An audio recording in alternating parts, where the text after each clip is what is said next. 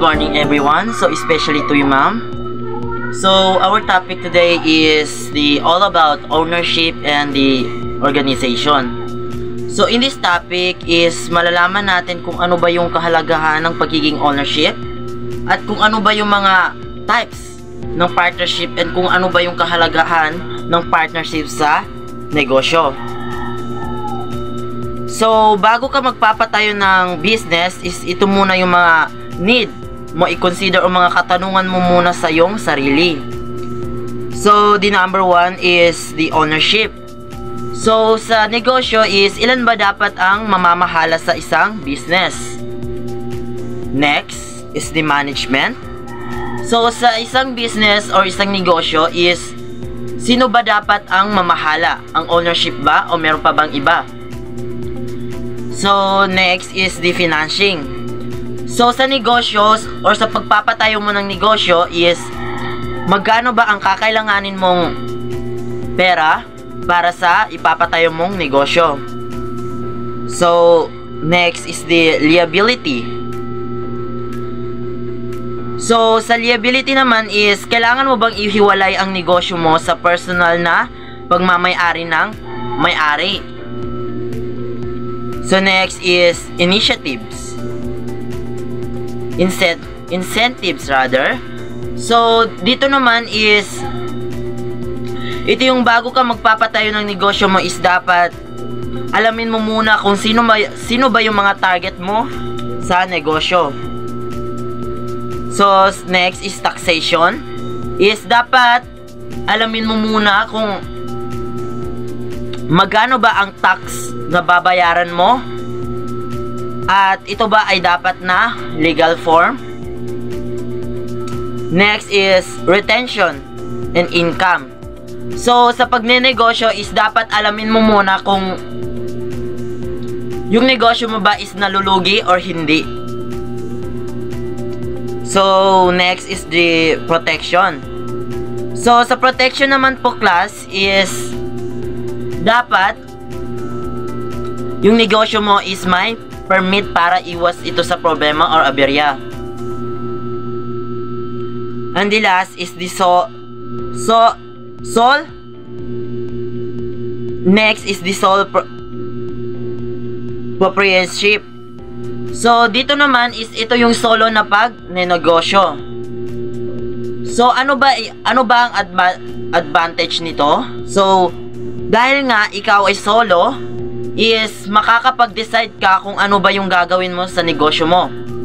Like wala ka munang hihinga ng approval bago ka mag-decide sa iyong negosyo. So ang disadvantage naman nito is pag may problems ka like sa financial is wala kang malalapitan na kapartners mo kasi solo ka lang sa iyong business.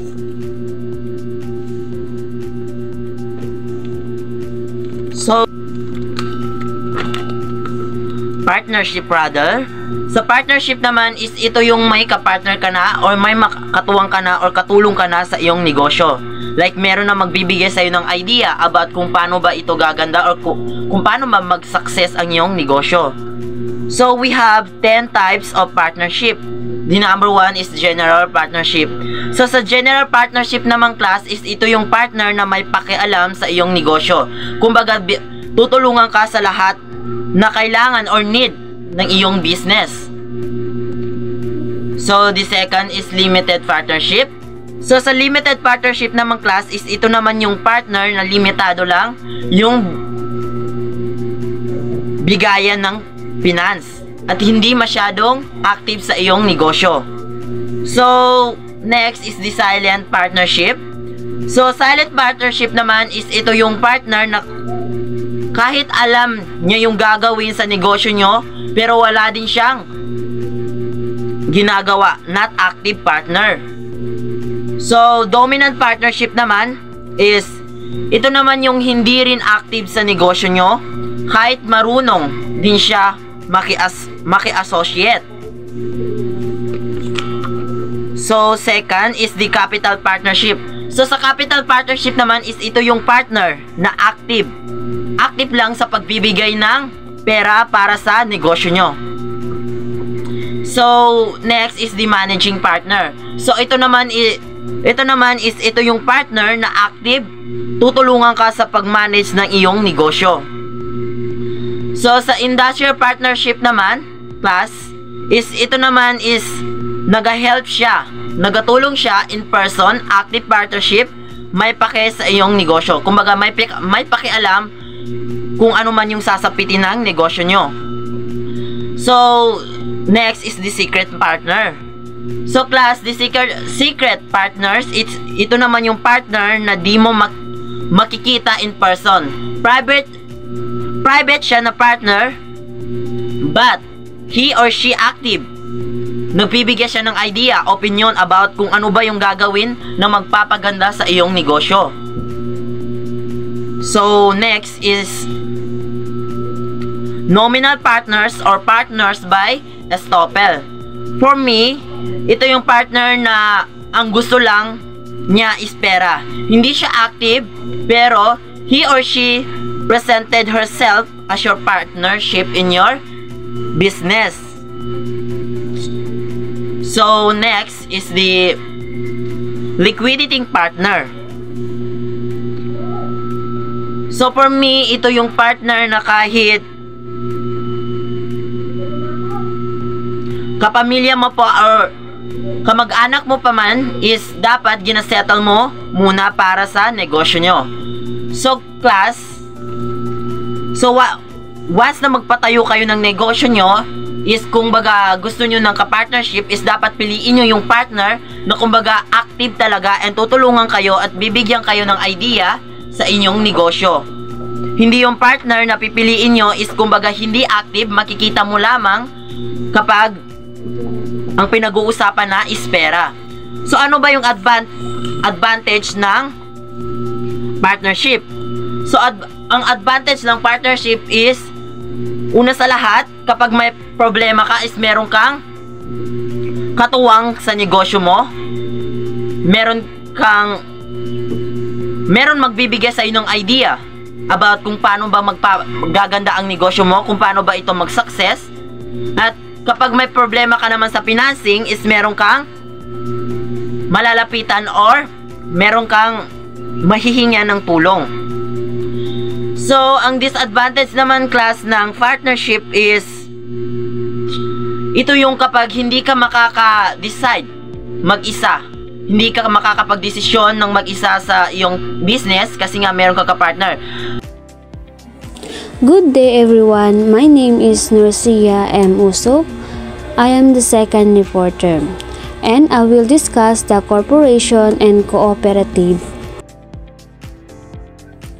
Corporation is an artificial being, invisible, intangible, and exists only in contemplation of law.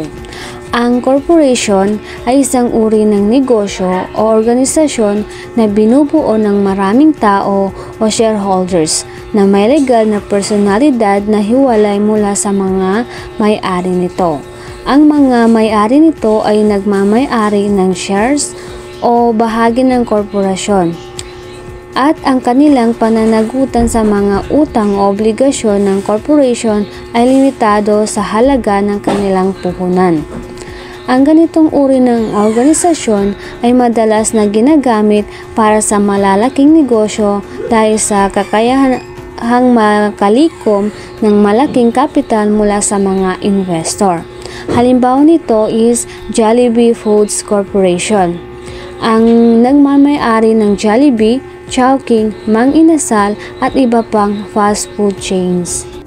Ang advantage nito is limited liability. Ang mga shareholders ay hindi personal na mananagot sa mga utang ng kumpanya. At mas madaling makalikom ng kapital, maaring magbenta ng shares upang makalikom ng malaking pondo para sa negosyo. Disadvantage naman ito is taxation. Ang mga corporation ay may mas mataas na tax kumpara sa ibang uri ng negosyo. Ang cooperative ay isang samahan o organisasyon na binubuo ng mga tao na voluntaryong nagsasama-sama upang magtulungan. Ang mga cooperative ay karaniwang nakikita sa mga rural na lugar bilang suporta sa agrikultura, kalakalan o mga programang pangkomunidad. Ang halimbawa nito is Cebu Philippines Multipurpose Cooperative or CPMPC, isang cooperative sa Cebu na nagbibigay ng serbisyo sa pagpapautang, transportation at negosyo. Principles of cooperatives. First, open and voluntary membership. Ang pagsapi sa cooperative ay bukas sa lahat, anuman ang kasarian, relihiyon, katayuan sa buhay o paniniwala. Walang diskriminasyon sa mga nais maging membro. Second, democratic member control. Ang cooperative ay pinamamahalaan ng mga miyembro. Bawat miyembro ay may pantay na karapatan at boses sa paggawa ng desisyon batay sa prinsipyo ng isang tao. Third, 2 pieces of 2x2 pictures. The last, application fee or registration fee of 110 pesos. Ito yung mga kailangan sa pag-register.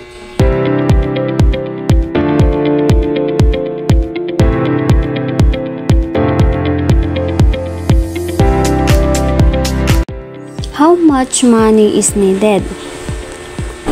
Depende sa negosyo na ipapatayo mo. Para sa maliit na negosyo tulad ng sari-sari store, maaring kailangan ang 10,000 to 50,000. Para naman sa mas malaking negosyo tulad ng restaurant, maaring umabot ng 500,000 o higit pa. Ang advantage ng proprietorship, partnership, corporation ay ang proprietorship, ang advantage niya ay madaling itayo, simpleng proseso ng pagpaparehistro at mababang gasto sa pagsisimula. Ang advantage ng partnership ay hati sa responsibilidad. Ang mga gawain at tungkulin ay maaaring ibahagi sa iyong kasosyo. Ang advantage naman ng corporation ay mas malaking kapital. Pwedeng magbenta ng shares sa publiko upang makalikom ng malaking pondo. Ang disadvantage ng proprietorship, limitado ang kapital. Ang pondo ay galing lamang sa may-ari kaya limitado ang kakayahan sa paglago. Ang disadvantage ng partnership ay pag-aaway ng mga kasosyo or partner. Maaring magkaibang opinion ng kasosyo o partner mo na nagdudulot ng hindi pagkakaunawaan. Ang disadvantage naman ng corporation ay ang tax. Madalas mas mataas ang buwis or tax ng corporation kumpara sa iba pang anyo ng negosyo.